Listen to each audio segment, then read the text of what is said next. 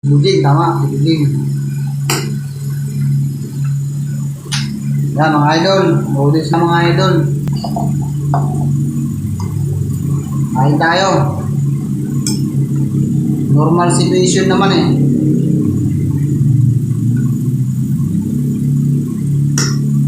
Minsan ako magla-live mga idol. Paki-follow na lang po. Paki-check yung natin. Maraming salamat.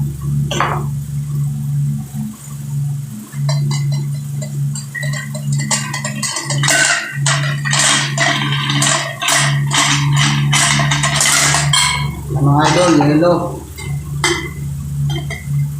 Nagbabaon ako ng yelo mga idol kasi malayo rin kami sa bilihan ng yelo mga idol. Sobrang layo ng tindahan dito kaya tsaga-tsaga lang. Buhay ng gwardiya.